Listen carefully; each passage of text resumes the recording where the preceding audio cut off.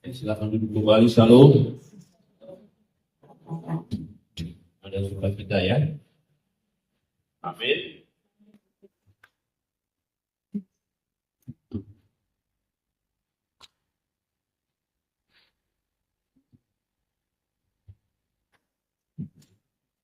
Ya, kita bersyukur pada malam hari ini kita tidak terlalu panjang lebar ya, karena bisa belajar mandiri. Ini katanya saja kita harus tahu yang lebih baik supaya semua bisa melakukan sama ya.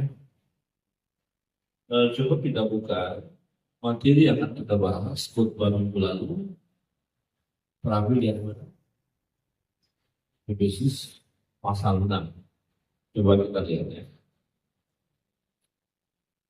Efesus pasal 6.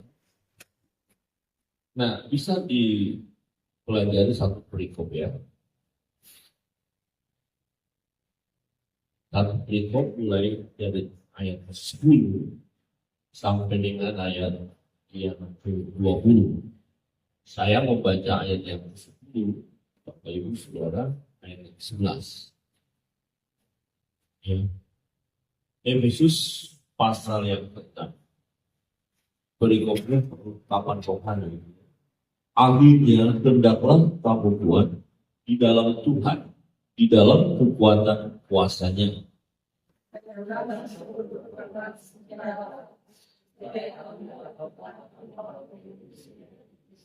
Karena perjuangan kita bukanlah melawan darah dan daging, tetapi melawan pemerintah-pemerintah, melawan penguasa-penguasa, melawan pembunuh-pembunuh dunia yang gelap ini, melawan roh-roh jahat di udara.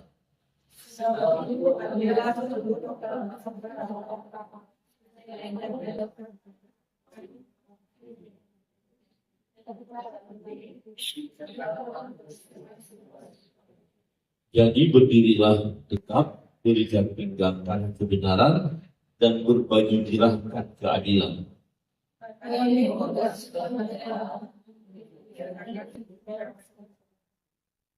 Dalam segala keadaan bergunakanlah perisai iman, sebab dengan perisai itu kamu akan dapat memadamkan semua panah api dari sejahat.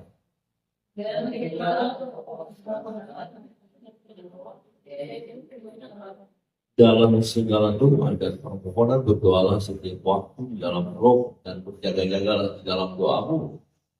Ya, itu dengan permohonan yang tak putus-putusnya untuk segala orang kudus.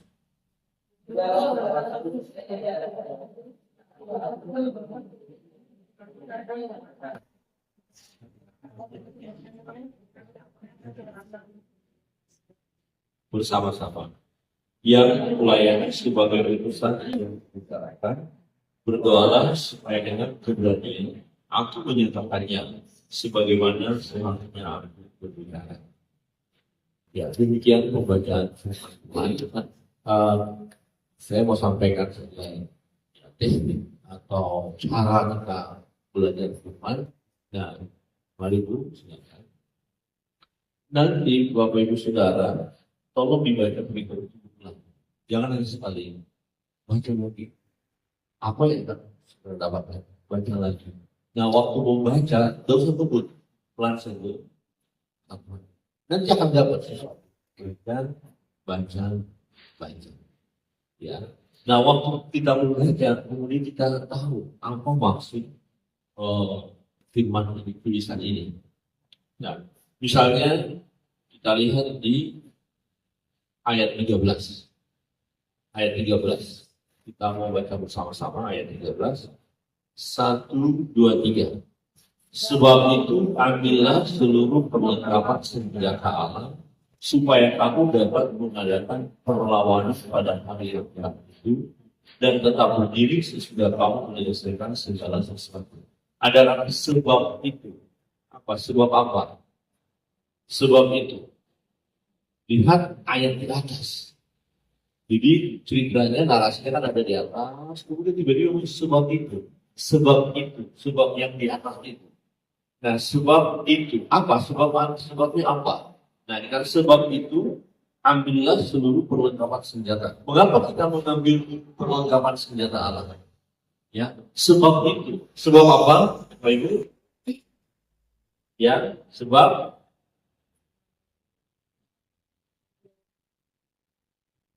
apa? Nah, sebab apa sih?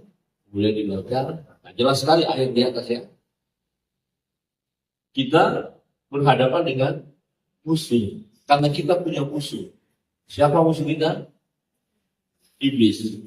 Kita bukan melawan darah dan daging. Nah, jadi dapat ada musuh kita.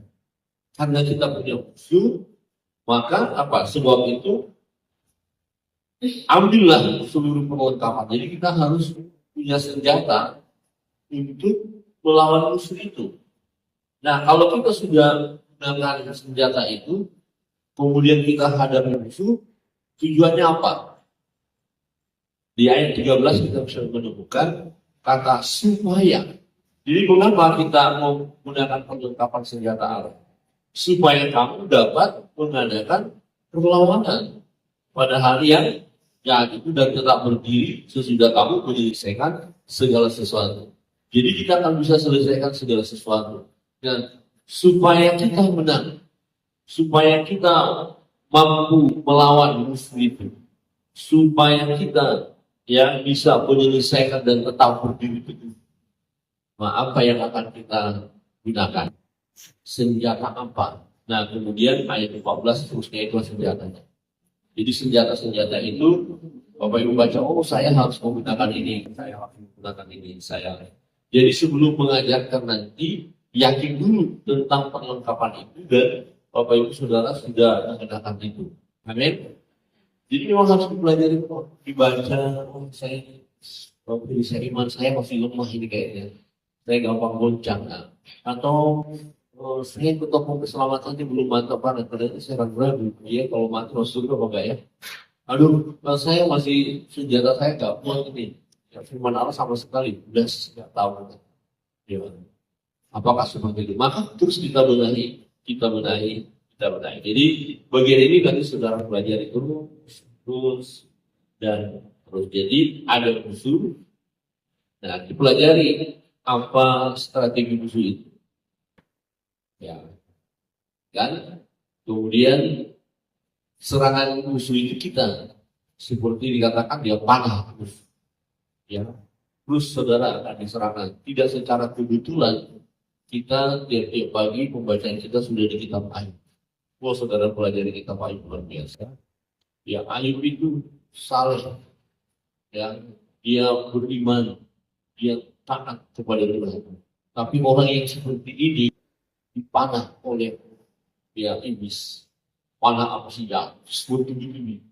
Dan bebannya luar biasa. Sebabnya renungan pagi hari ini ya di Ayub berapa?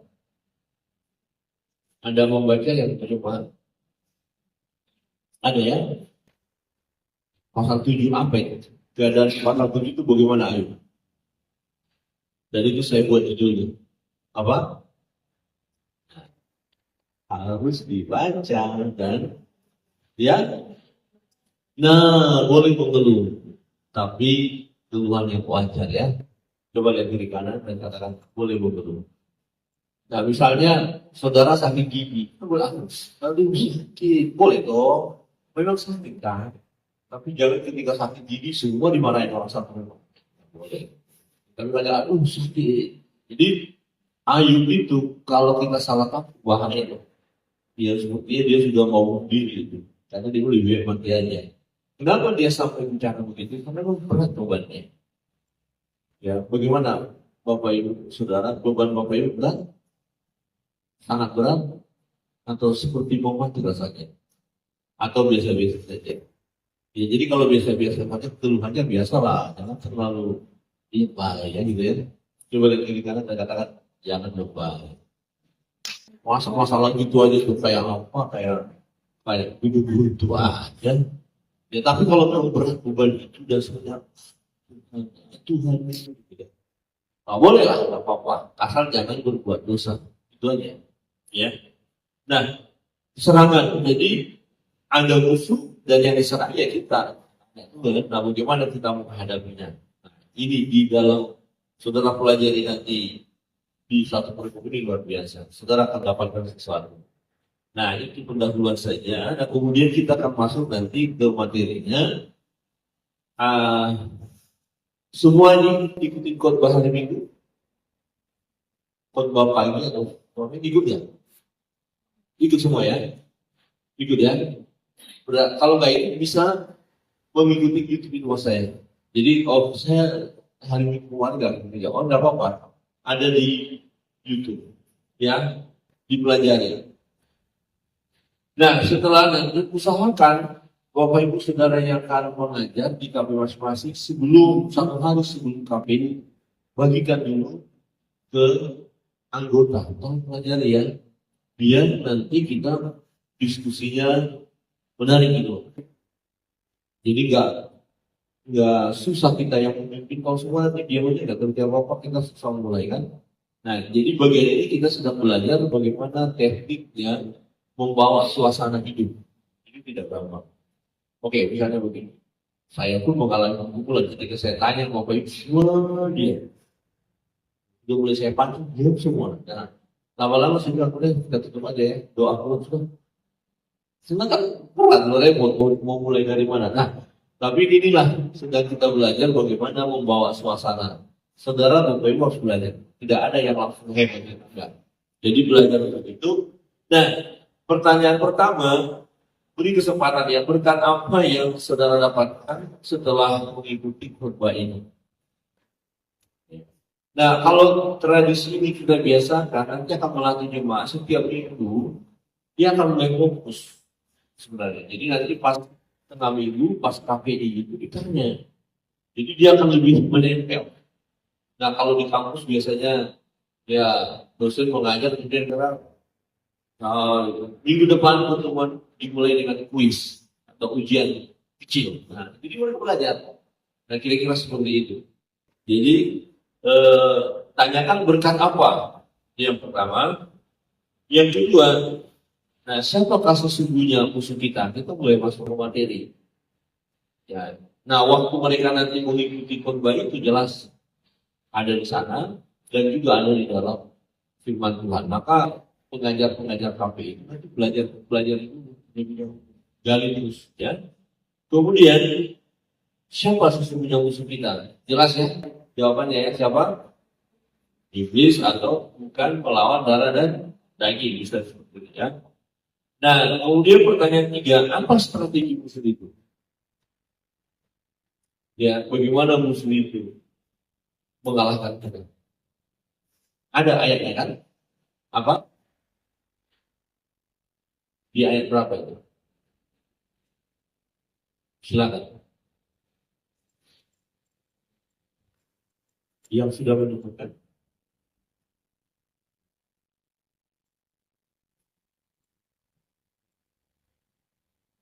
Pembacaan kita, temukan aja di sini. Di pembacaan tadi di Efesus pasal 6 tadi. Bagaimana cara kerjanya?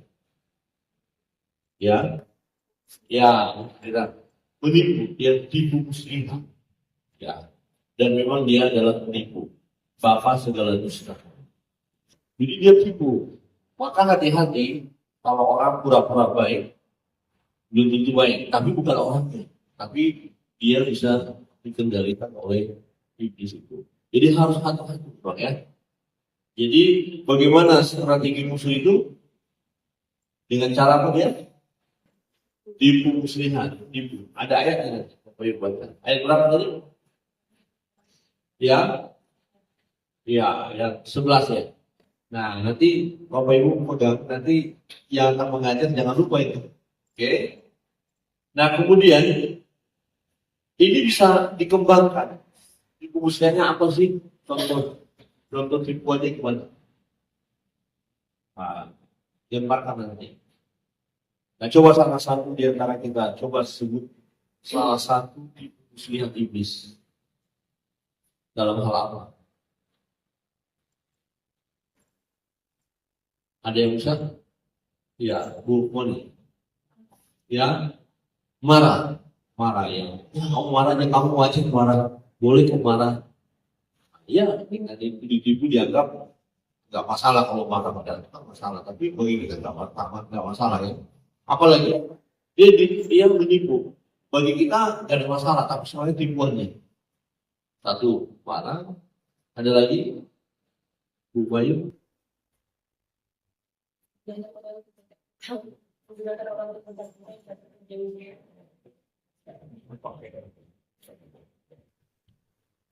Ini contoh beberapa saja ya.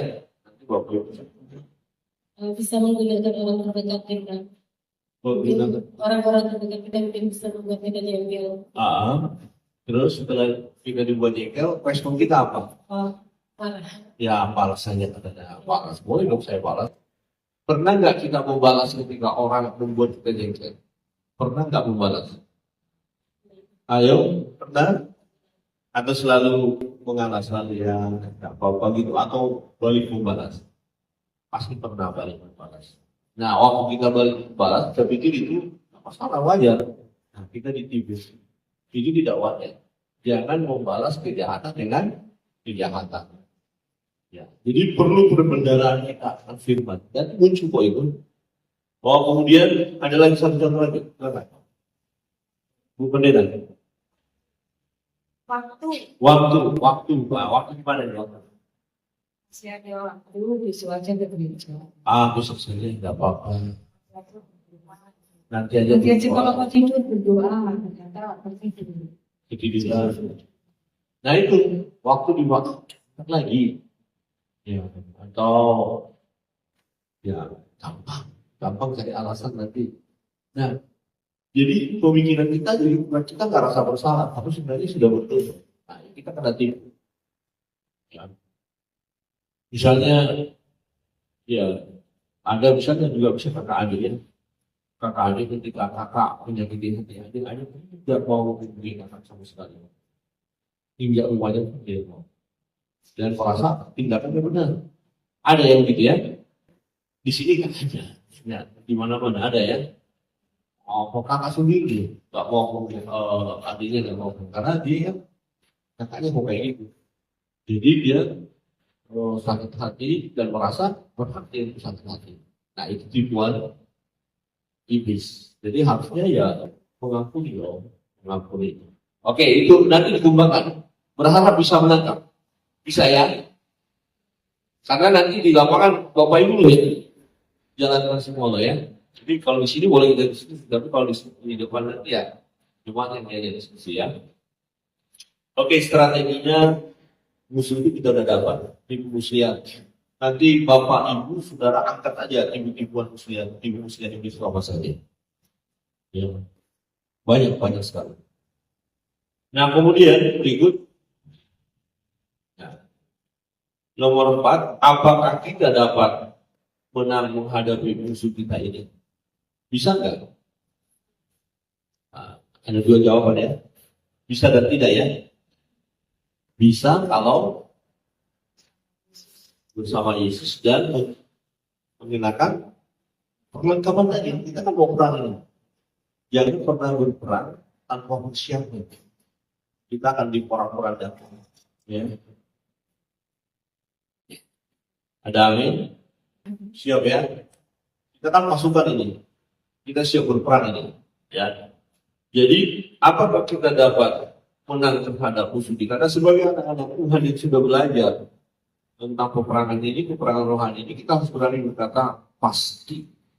Karena Tuhan bersama dengan kita. Artinya kita adalah Tuhan. Firman Tuhan berkata, tunduklah kepada Allah, lawan iblis, maka ia akan lari. Di mana ayat ini? Dalam perjanjian baru, betul. Silakan, yang dapat menemukan, silakan membaca. Lawanlah iblis.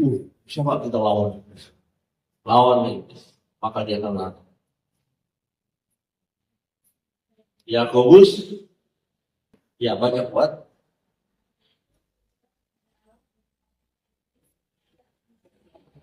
Ya, tolong digarisbawahi. Yakobus 4 ayat 7. Yakobus 4 ayat 7. Mulai hafal ya. Udah saya bisa lawan. Maka prakteknya gimana? Ya, misalnya kita mulai terpancing emosi kita di luar, berdoa kepada Allah, jadi disuruh meladeni amarah itu berdoa dulu gitu. Wah, berdoa dulu datang kepada Tuhan, ya baru tindakan yang kita pikirkan mau lakukan yang jahat langsung tolak dalam nama Yesusnya. Pikiran kacaunya, pasti dia. Saudara, Bapak Ibu harus praktekkan sebelum mengajar berhenti. Ya ada hal-hal yang kecil mungkin mulai nggak gelisah, gelisah. Ya, Mas berkata, mengapa engkau gelisah di dalam hidupku?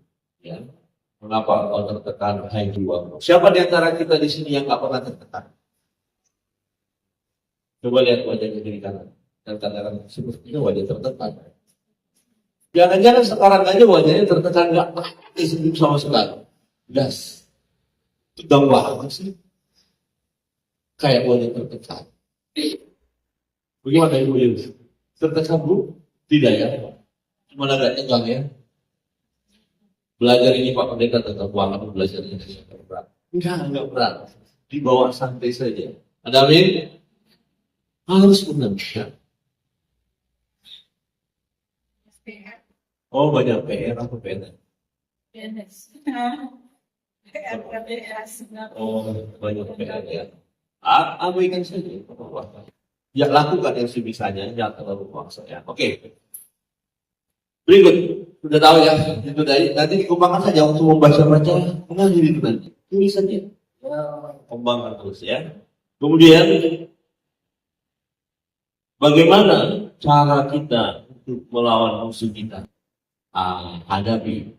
Maka dikatakan pada saat kamu menghadapi berarti apa? Sebelum menghadapi apa yang kita lakukan? Berdoa, tenangkan diri.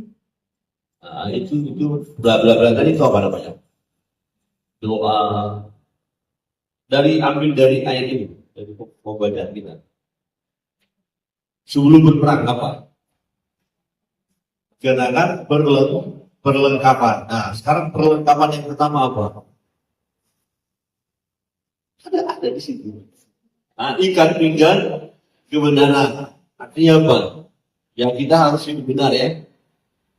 Jangan kita kerjanya bohongin orang, tipu-tipu terus melayani orang lain yang kerasukan setan, kita usir setannya padahal kita sendiri hidupnya nggak benar, nanti kalau dari malam kamu curi ya, ada. Jadi benar dulu kita. Dan memang secara posisi kita dibenarkan artinya percaya Yesus. Kemudian hari lepas hari kita proses benar.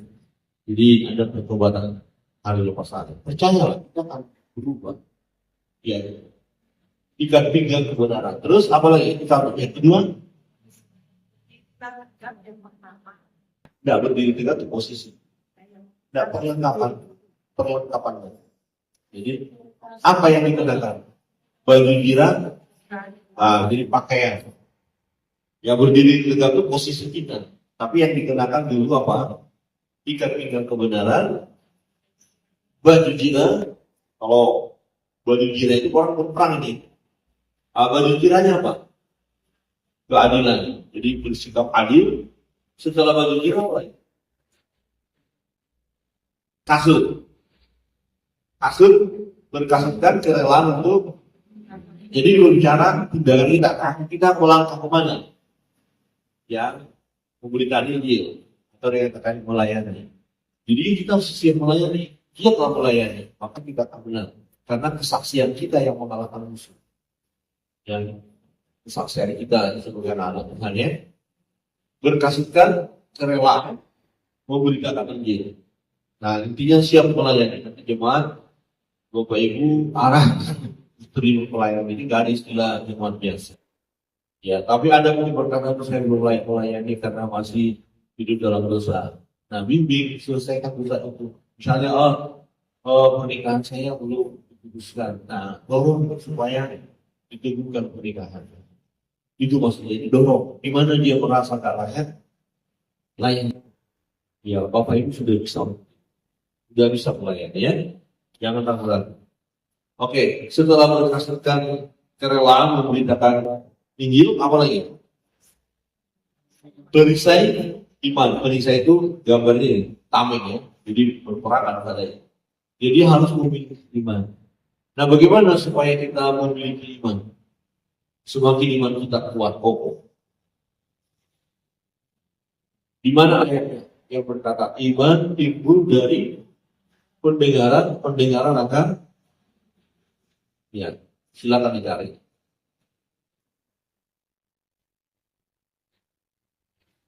Ya, jadi tadinya kan kita ragu-ragu, tapi semakin membaca firman, wah, akhirnya berani bilang, aku percaya. Ada timbul iman kita. Roma 10 ayat 17. Sudah tunggu semua? Roma 10 ayat 17.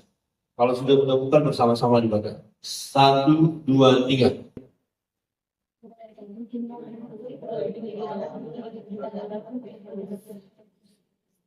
Penting kita dengar firman supaya iman kita kuat. Nah, maka kalau Bapak Ibu sudah sering belajar firman, dia jangan gampang nunjuk. Nanti dia belajar firman, lihat baru begitu masalahnya dia sudah ngambek. Dia lebih baik nggak usah studi pelayanan. Orang itu loh suka baca Alkitab, tapi lihat gaya hidupnya, gampang tersulut marah, gampang ngambek, nangis. Kalau katanya sudah sia-sia ke gereja, padahal dia suka baca Alkitab. Jangan sampai begitu. Jadi selain kita membaca Alkitab justru tampil di depan itu kita kuat. Ya, nanti memang coba yang sebanding dengan kekuatan kita. Maka firman mengatakan Allah tidak yang mengizinkan atau membiarkan kita dicoba melebihi kekuatan kita. Jadi semakin kita iman kita kuat, ternyata cobaannya juga semakin besar. Ada gambarnya kata pohon semakin besar, maka terpaan semakin banyak. Kalau mau dikecilkan, kalau dari ribu, jadi terpaan angin kuat. Jadi siap-siaplah menghadapi terpaan angin, karena Bapak Ibu kan imannya sudah semakin bertumbuh. Amin. Amin. Amin atau aman? Atau ampun? Iya pasti. Jadi jangan kita berdoa jangan sampai goncang ya. Aduh berat banget tuh. Ayo mundur dulu Pak. Jangan mundur, justru semakin belajar ini makin gas ya. Oke. Setelah periksa iman apa?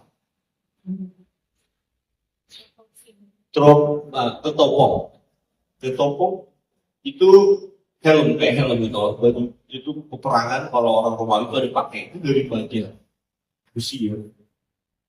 Supaya apa? Kalau bagian kepala ini diserang enggak apa-apa. Jadi ketopong keselamatan dan apa dikatakan? Dan pedang roh. Apa ketopong keselamatan dan pedang roh? Firman Allah.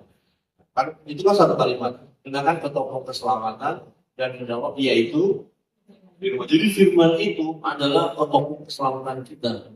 Firman itu adalah pedang. Jadi firman itu yang menguasai kita, memberi keselamatan kepada kita, menguasai kepala kita. Maka perlu kepala itu disebutkan firman. Mungkin agak sedikit keras ya, tapi benar ya. Coba lihat kiri kanan, tidak apa-apa. Beraninya isi kepalamu dengan firman. Kasih banget. Bukan kasih tahu kemudian isi kepalamu dengan tidak berani. Ya nggak apa-apa kepala. Bukan nggak berani ngomong sama pendeta. Ini kesempatan pembangga. Pikir. Gini caranya, isi kepala. Nanti dijawab oleh ya sudah. Apa dengan misalnya gini, Bangga ngomong begitu sama pendeta. Apa pendeta sakit hati? Kan tidak kan? Misalnya gini, saya katakan Bapak Ibu isi kepala dengan firman, terus Bapak Ibu bilang kepala Pak Pendeta juga isi dengan firman. Ya, amin. Isi kepala kita dengan firman, apa-apa. Masukkan firman. Jadi, kalau kebenaran masuk ke dalam pikiran kita, ketidakbenaran akan keluar. Percayalah, masukkan aja kebenaran. Nanti hal-hal yang jelek, yang kotor itu. Misalnya, dulu ada orang yang suka gosip. Dulu kalau di sini, udah merdeka masih. Dulu gini. Suka gosip. Karena firman masuk, nggak ada lagi gosip ya. Apalagi pelayan sini nggak pernah gosip saya enggak. Ya apa-apa kita nggak dengar tadi dengar yang lain cerita. Gitu maksudnya Pikiran mau ngomongin orang itu tadinya ada, tapi setelah firman masuk, ya, mesti kita ngomongin orang ya. Tapi kalau orangnya ada kita omongin gosip kayak itu.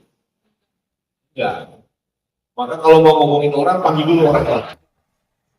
Pak, saya mau bicara untuk ngomongin Pak supaya nggak gosip tuh. Ya, jadi jangan bergosip. Nah, supaya jangan bergosip, kepalanya kita isi dulu firman. Nah, kemudian kalau serangan datang, ya serangan datang panah dikatakan, maka patahkan dengan pedang roh tadi, yaitu firman, tolak dengan firman. Dan misalnya ada orang kayak kita udah ngomong gini, nggak mau ngomong, enggak. Katakan iya kalau dia tidak mau tidak, selebihnya dari iblis. Amin. Jadi kalau diajak teman untuk bohong-bohong dikit, mana lebih besar dosanya bohong dikit atau bohong besar? Bohong banyak. Sama bohongnya ini. Jadi diajak kita mulai bohong-bohong, kita udah, oh, sorry, saya tidak tertarik dengan kebohongan ini. Karena firman dan menguasai saya. Jadi pedang tangkislah setiap siasat dari iblis. Ya.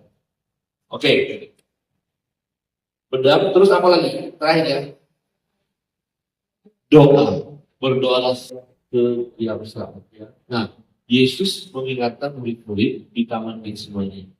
Tidak sanggup kalau kau berdoa dan berjaga-jaga 1 jam dengan berdoa dan berjaga-jaga supaya kamu jangan jatuh dalam pencobaan. Nah, sering kali kita jatuh dalam pencobaan gimana sih? Terpancing kita. Ya, terpancing pikiran jahat, terpancing kata-kata jahat, terpancing perbuatan jahat. Terpancing kita menjadi pelaku kejahatan. Ya. Nah, itu. Kalau kita tidak segera berdoa, kita bisa terpancing. Bisa musuhan, bisa nggak bicara dengan orang lain. Nah, kalau misalnya pelayan-pelayan sini pasti semua baik-baik. Ada nggak pelayan yang satu dengan yang lain musuhan? Ya ada ya. Jangan tak suka dengan gitu loh. Sebelumnya aja kayak English. Tidak ada ya. Itu loh bapak itu yang di belakang itu loh baik orang di belakang. Masa nggak suka sama baik orang? Itu loh. Pelayan satu, pelayan satu mana? Atau enggak Pak Pendeta? Apa pelayan Tuhan ada enggak suka dengan Pak Pendeta? Ada ya dalam hati. Ya jadi kalau bisa atau dengan Ibu Pendeta kayaknya banyak yang enggak suka dengan Pendeta. Ibu Pendeta itu kayak gitu. Kayak gimana sih Ibu Pendeta? Saya lihat biasa-biasa aja. Pelayan Tuhan gimana sih Ibu Pendeta? Baik-baik saja. Baik. Ya, nah kalau misalnya ada pikiran kita ke si Asbi tidak baik, hati kita lagi diserang itu. Itu loh maksudnya. Kapan nggak ada alasan kita membenci sih ya? Itu loh, laku itu di belakang apa gitu. Padahal kan ini biasa saja anak-anak saja.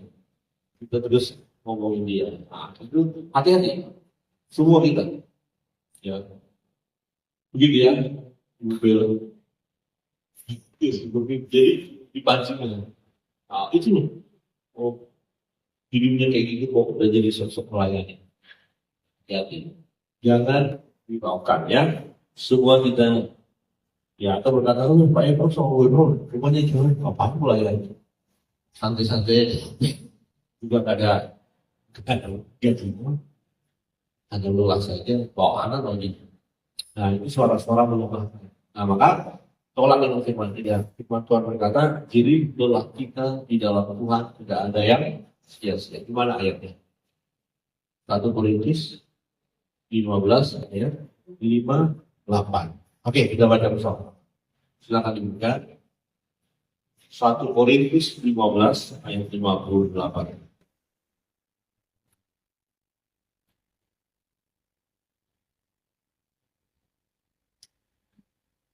Sudah menemukan 1 Korintus pasal 15 ayat 58 ayat terakhir ya. 1 Korintus 15 ayat 58. Baik. Bapak Ibu baca 1, 2, 3.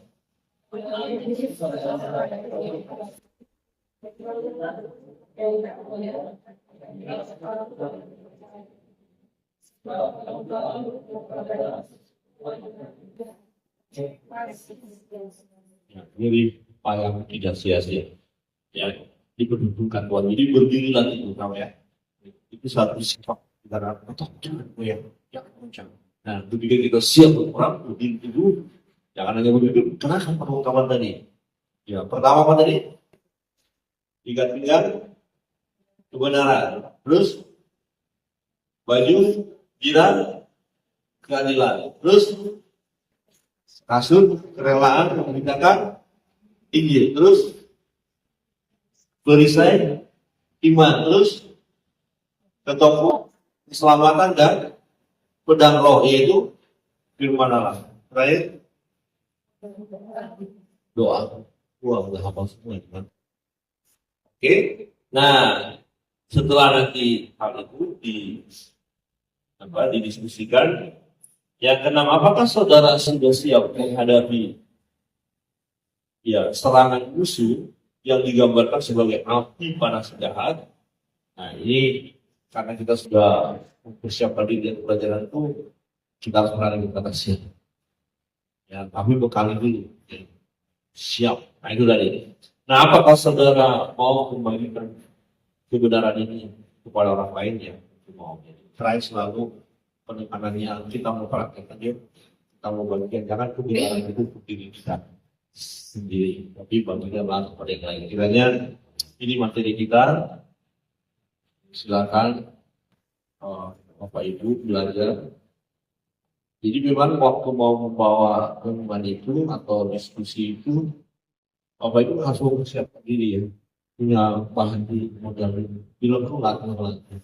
Nah, kalau ada nanti pertanyaan yang timbul di luar pemikiran kita, ya dan sesuai juga dengan masalah dan tidak bisa dijawab, yang dipaksa menjawab. Nanti kita siap lagi dengan kita kemudian. Tapi mungkin ada di antara mereka yang bisa menjawab, silakan. Tapi jangan juga, maka memang sebenarnya jadi pembawa diskusi juga tidak hanya membiarkan mereka ngomong saja. Kalau ada di antara mereka pandangannya salah, ya harus diuruskan dulu.